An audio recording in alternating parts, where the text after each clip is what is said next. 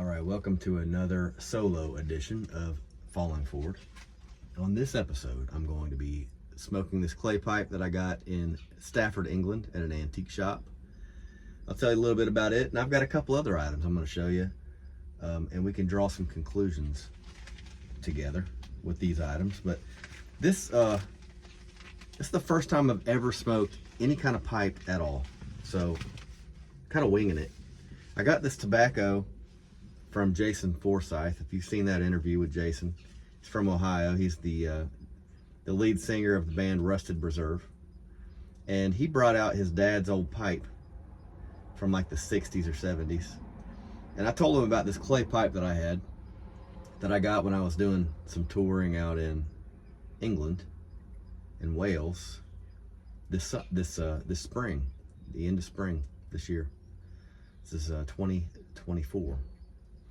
And so before we left the house, I was like, man, can I have some of that tobacco? Because I want to try this pipe out. And he's like, sure thing. So what I'm doing, I'm sticking this is like a bourbon based, infused kind of tobacco, pipe tobacco, which is, he was smoking his in the truck during the interview. It smelled really good. So I'm like, I got to try that. So this clay pipe could be 100 years old. The antique shop that I got it in was an old windmill in the heart of Stafford, England. Stafford was an ancient walled town, and it had at one time two main castles. One of them had gone away years ago, but the other one's still there.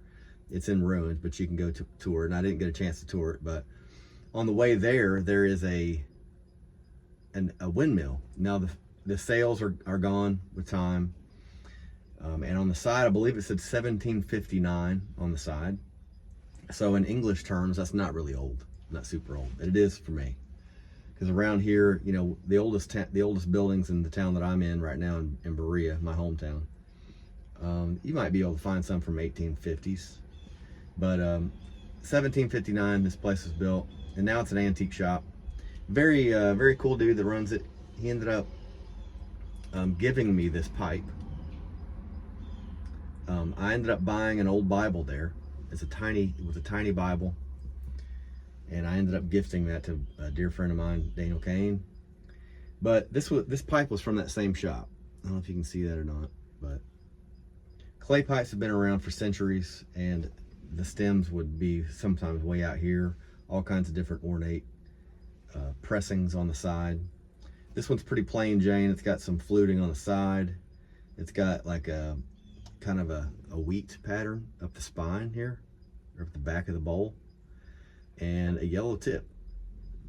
So I'm gonna fire this thing up, see what happens. This is the first time.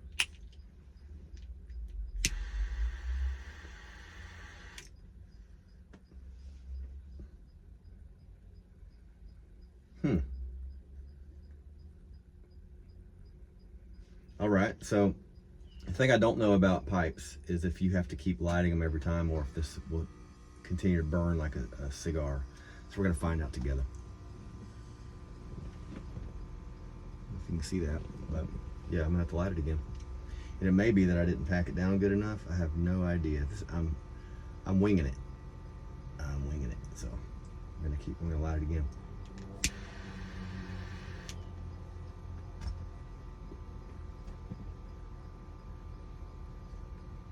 Something about a pipe.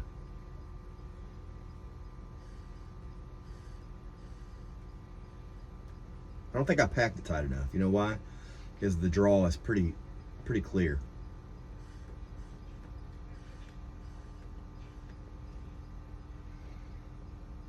But something that's very flavorful about a pipe tobacco. I forget the name brand on this one, but it is a bourbon tobacco. Kind of bourbon infused tobacco, and you can smell it in the air. It's nice. I almost feel like I need to be reading a book right now. I'm gonna stuff some more in here because I don't think it's packed tight enough in there.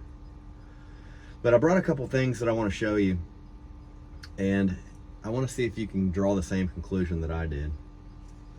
The first item that I'm going to show you is a very, very old kettle. It's a copper kettle. I'm not sure the exact date on this kettle, but it's every bit of 120 plus years old. I'm gonna set this pipe down for just a second and show you. This kettle right here, I picked it up at a peddler's mall here in town, and you can see it is old school. It is very old school.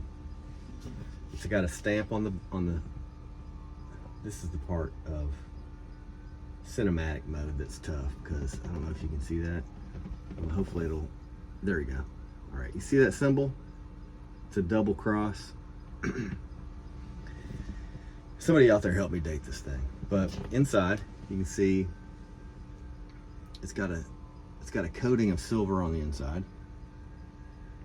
Maybe pewter, some sort of lead. I doubt it's lead. I think it's probably like pewter or silver. And then the whole thing's made out of copper. Now, you probably already noticed this right here. I want to see if you can see the secret of this kettle. Right here was the original base for the handle, hand riveted in. This is the original handle. Can you tell what happened to it over time? It broke. This was the original handle side. This was attached to here. Now, what would we do with something like that in today's society? Might take it to the scrap yard, get a $5 bill for it because it's copper. But back in the 1800s or earlier, I'm not sure how old this thing is. It could be way older than that. I have no idea. But at some point, just because it broke here, it snapped, didn't mean that it was a throwaway item. They took the time to flip this handle around, make some new rivets, put some holes in there, and hand rivet it back in, and then put another coating of pewter or lead or silver or whatever that is on the inside. So they fixed it using what they had. And I'm going to leave this for a second, and I'm going to show you this other thing that I brought. The other thing that I brought is very cool. It's a 1951 Gibson. I'm going to roll the window down. All right. It's a 1951 Gibson, and I'm not too concerned about beating it around, because look at this. You see this? You see the major hole in the bottom? You'll also be able to see that over time people have carved their names into it. If you look really close, you'll be able to see initials and names. There's even names on the front. And the side, when they crushed it, somebody tried to fix it by putting staples into it. There's staples all up and down the side. It's broken all the way up. And at the top, somebody turned it into a 12-string guitar. They drilled out holes in the headstock, and they turned it into a 12-string guitar. So when I found this thing at a pawn shop in Danville, Kentucky. Saw it hanging on the wall back there, and I asked him about how much it was. And I saw it hanging from a distance, and I asked him how much it was, and he said $250. And when he said $250, heat pump's running out there. When he said $250, I immediately thought either he doesn't know the value of this thing, or there's something majorly wrong with it. And of course he knew the value of it, and there was something majorly wrong with it. And I just showed you. So he was selling it for parts, and the tailpiece on that thing at the very bottom is probably the only good thing on it. I'll show you again. This is the tailpiece. This is probably the only good thing on it. Now when I took it home, I took it completely apart. I thought about keeping it as a 12-string, but it just didn't make sense. So I took it completely apart. I put all new electrics in it. These are the original knobs that were on it, but I put new potentiometers in there. I put a new bridge. I had to sand it down so that it kept the action low. I put a P90 pickup in it. That's not original. But what somebody had done is they put a bass pickup in it from another guitar just to make some kind of sound as a 12 string. And then I had to firm it up. I had to put some posts through here, and I ended up making some washers out of 50-cent pieces. I don't know if you can see that. And all the way through. That way this thing didn't rip itself apart when you try to tune it up. And I put these aren't original, these are new reproduction Gibson tuners on there. And then a new plate right here. This was missing, so I had to put a new plate on it. But anyway, I've got it tuned to open E, and I've been trying to teach myself like slide guitar, some bluesy stuff, you know, something different. And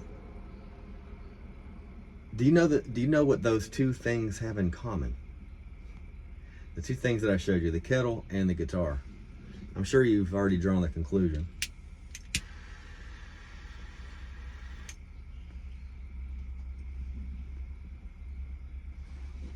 As I take another puff on this beautiful little clay pipe.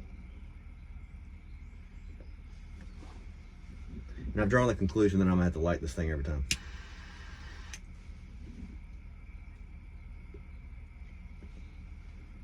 We live in a society that when something is broken, you throw it away. We live in a society where you want something new, you can buy it and it's delivered to your house overnight, or the next day, or the next day after that. And sometimes if it takes 3 or 4 days, we're impatient and we're like, why is it taking so long? We have it so easy in today's society. Back in the day when they made this kettle, it wasn't like that at all. You had to, that kettle was most likely handmade by the people that repaired it. And so if it broke, you took the time to fix it. That guitar was smashed at some point, probably after somebody set it down, and the kid's sister walked in and accidentally stepped on it and crushed it. I had to restart because it was overheating, because where it's located right in the sun on my dashboard. But if we need something new, typically we'll just order it and it's there the next day, right? If something breaks, we throw it away. We have been so accustomed to just replacing things as they either age out or break that sometimes it spills over into how we view ourselves. Have you ever felt like you were broken? Have you ever felt like you've been replaced? Have you ever felt like you have no place in this world anymore? I'm here to tell you that we all feel like that at times. And how wonderful it is when somebody takes the time to repair something that's broken. Sometimes we need to take the time to repair ourselves, right? Sometimes we need to take the extra time that it takes to get to a safe place. Call a friend, reach out. Sometimes we don't really know our true value until we start talking to someone else and they reflect who we are. And when we hear a compliment or we hear somebody say they love us or anything like that, accept it and absorb it.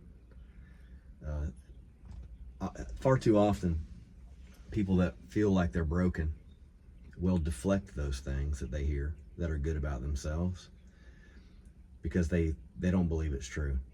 But I'm here to tell you that it is true. You have value, you have worth, and you are worth the effort to repair. These two things, this might be 200 years old. It's still as valuable as the day it was made, right? Look at this. I can make anything in this. If I wasn't too concerned with cooking in pewter or whatever that is lining this, you know, for safety reasons, like I can boil water in that, I can cook food in that. This is valuable. Where does it hat? This guitar, I play it all the time. It's crushed. I plug it into an amp, it sounds killer. It sounds great. I don't know really how to play it. I need somebody like Scott Lowe from Georgia teach me how to play slide on that thing. But what I'm saying is, after a little show and tell, is keep your head up. Keep your head up. Things are fine. Reach out. Call your friends. Make new friends sometimes. Separate ourselves from old people that make us feel broke. Make us feel broken. Sometimes people that we think are lifelong good friends, or even family, sometimes we have to separate ourselves for a while from them to repair ourselves, so we feel like we're valuable again. It's worth the effort. It's worth the effort. We're not throwaway. You're not throwaway. And sometimes we just need to replant ourselves in good soil. So never forget that. Hopefully these two things can help you think about life in general and your value. I know I'm always looking for something that's broken. That's part of the reason I picked this truck up. It needed help. It needed some help, and it needed back on the road. This is a cool ride, and somebody was just letting it rust away in a field. And sometimes we can feel like that too. But I'm here to tell you, it's worth it. So as I puff away on this last bit of tobacco in this clay pipe, think about those things.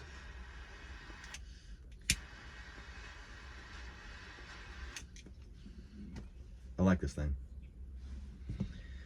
Clay pipe from Stafford, England.